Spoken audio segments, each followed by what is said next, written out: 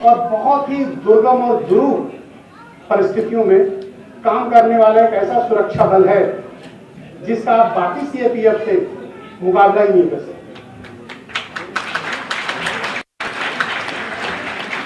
जब भी लोग सीएपीएफ के और आईटीबीपी को आपस में कंपेयर करते हैं तो मैं हमेशा कई डिबेट्स में मैंने उनसे कहा कि आईटीबीपी जिन परिस्थितियों में परफॉर्म करता है, हमारी सुरक्षा करता है, वो अद्भुत है और हम उन स्थितियों को यहां बैठकर उसका आकलन नहीं कर सकते हैं जब आप -45 डिग्री पर हिमस्खलन, भूस्खलन, हिम के तूफानों को झेलते हुए हमारे देश की सीमाओं की सुरक्षा करते हैं। हम उसका सिर्फ एहसास कर सकते हैं। एक नागरिक के रूप में मैं आपका बहुत आभार प्रकट करता हूं कि हम लोग अगर रात में चैन की नींद सो पाते हैं और दिन में बेहतर काम कर पाते हैं तो उसकी सुरक्षा हमारी आप करते हैं। एक नागरिक के रूप में मैं आपके प्रति बहुत ही कृतज्ञता व्यक्त करता हूं। आईटीबीपी का जो मोटो है, आईटीबीपी का जो विचार है, वो बड़े अपने आप में सिर्फ शब्द नहीं, उसके मायने बहुत बड़े। शौर्य, बहादुरी ऐसी कि सन 65 का युद्ध रहा हो या फिर 71 का रहा हो या फिर पंजाब में जब आतंकवाद सिर उठा रहा था उस वक्त पंजाब के सरकारी बैंकों की सुरक्षा करना रहा हो। इस देश में जब भी डिजास्टर मैनेजमेंट के बड़े टास्क आए हों, आईटीबीपी सबसे आगे है।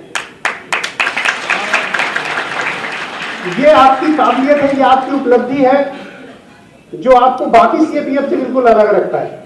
मैं मानता ही नहीं कि यह अर्धसैनिक बल है। मैं ये मानता हूं कि ये देश का नहीं, दुनिया का सबसे बड़ा ग्लेशियर माउंटेनियर फोर्स है।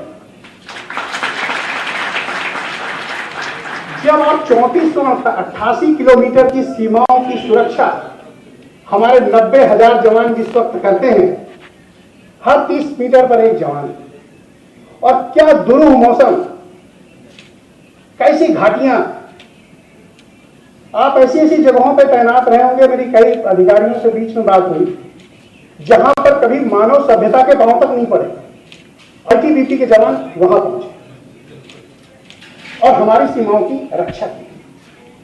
यह कोई साधारण बात नहीं, असाधारण है। और भाइयों, आईटीबीपी में नौकरी आसान नहीं है, सबसे कठिन नौकरी है। और बल्कि मैं तो इसको नौकरी भी नहीं मानता, ये राष्ट्र सेवा है। नौकरी वाला यहां रह नहीं सकता।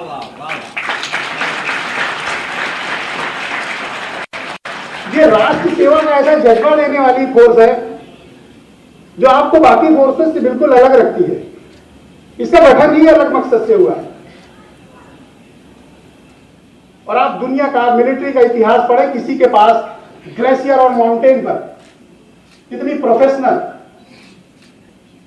और इतनी ताकतवर आर्मी नहीं मिलेगी जो हमारी आईटीबीपी। आपको मैं केंद्रीय अर्धसैनिक बल मानता ही नहीं, आप तो ग्लेशियर की मिलिट्री फोर्स है, ग्रेटर फोर्स। और दुनिया के किसी भी देश के पास ऐसी स्ट्रेंथ नहीं है जो आपके बीच है। किन दुरूह परिस्थितियों का सामना पाठक जी ये लोग करते हैं, मैं तो आपको उदाहरण देता हूं क्योंकि मैंने कई डिबेट्स वगैरह की। जिस वक्त उत्तराखंड में डिजास्टर हुआ, गुलजार जी ने काफी काम किया और भी घटनाएं जो हुई, अद्भुत है इनका काम। -45 डिग्री, मतलब अगर आप हेलमेट उतार दें या ग्लव्स उतार दें तो आपके हाथ गए। उन परिस्थितियों में परफॉर्म करना और देश की सीमाओं को सुरक्षित रखना, यह अभूतपूर्व है। ये दुनिया की कौन सी मिलिट्री कर पाती है? ये आप कर पाते हैं और ये क्षमता आपके भीतर है। वरना कोई कारण नहीं है राष्ट्रभक्ति के सिवा, कोई नौकरी आपसे इस तरह का काम नहीं करा सकती अगर आपके भीतर राष्ट्र सेवा का जज्बा ही नहीं है। ये राष्ट्र सेवा है जो आपको लद्दाख से अरुणाचल तक भारत की सीमाओं को अक्षुण्ण रखते हैं।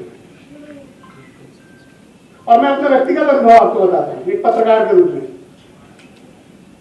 आपका असली दुश्मन चाइना है ही नहीं, आपका असली दुश्मन है मौसम। बेहद खराब मौसम, अंधकार वाली घाटियां, भयंकर बड़े जंगल, -45 डिग्री सेल्सियस, पहाड़ जहां कभी आदमी ही नहीं पहुंचा, वहां आईटीबीपी के लोग, आईटीबीपी के जवान पूरी सत्य निष्ठा के साथ जिस प्रोफेशनल तरीके से देश की सीमाओं की सुरक्षा करते हैं, यह अभूतपूर्व।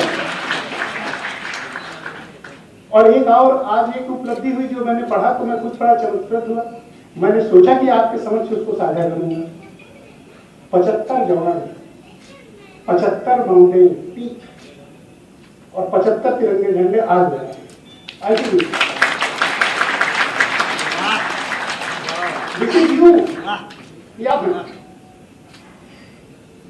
जो शौर्य है आपके भीतर, देश की आंतरिक सुरक्षा के अर्धसैनिक बलों की स्थितियां अलग हैं, उनका एनवायरमेंट अलग है। आप तो रेगुलर मिलिट्री से कहीं ज्यादा आपकी दृढ़ता है, कमिटमेंट। मैंने क्यों कहा कि आम आदमी या सिर्फ नौकरी के उद्देश्य से कोई आईटीबीपी ज्वाइन नहीं कर सकता। आपको सीएपीएफ के बाकियों के मुकाबले आपको तो वहीं रहना है, अपनी बटालियन में रहना है, फैमिली के साथ भी रहना पड़ेगा। उन परिस्थितियों के बीच आप परफॉर्म कर रहे हैं, तो एक चीज है जो आपको चलाती है, देश सेवा। यही देश सेवा आपको मोटिवेट करती है आगे बढ़ने के लिए। और जितने बड़े टास्क आज तक आईटीबीपी को दिए गए हैं, 10 आउट ऑफ 10, कभी पीछे नहीं आती आईटीबीपी। 10 out of 10।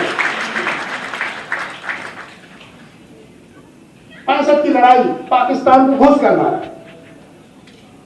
71 में पाकिस्तान को घुस कर मारा, पूरे इलाके की तलाशी ली आईटीबीपी। बताइए किस फोर्स ने काम किया? आपने। जिस वक्त पंजाब में आतंकवाद चरम पर था, बैंक लूटे जा रहे थे, देश के खजाना संकट में था पंजाब का, आईटीबीपी ने सुरक्षा की, आपने। छत्तीसगढ़ के एक हिस्से में मुझे याद है,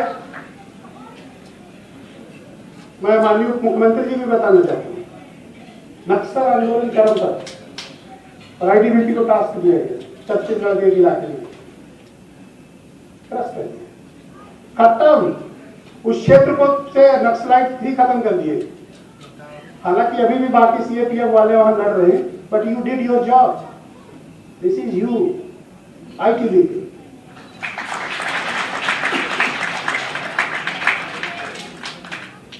जिन परिस्थितियों में आप काम करते हैं, जिस दुरूह माहौल में आप काम करते हैं, आपके लिए चुनौतियां भी बहुत बड़ी हैं। कभी अवसर मिला तो चुनौतियों पर भी चर्चा होनी चाहिए।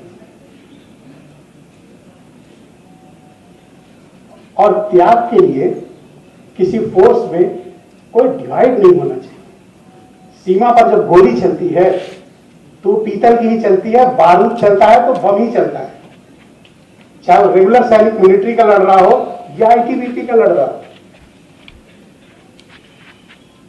जिस कमिटमेंट के साथ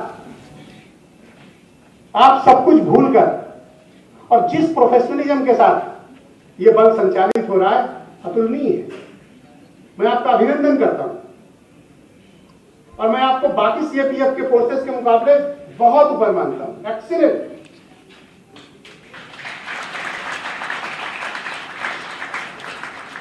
और मेरे दोस्तों, इस प्रोफेशनलिज्म को बनाए रखना, क्योंकि आने वाले वक्त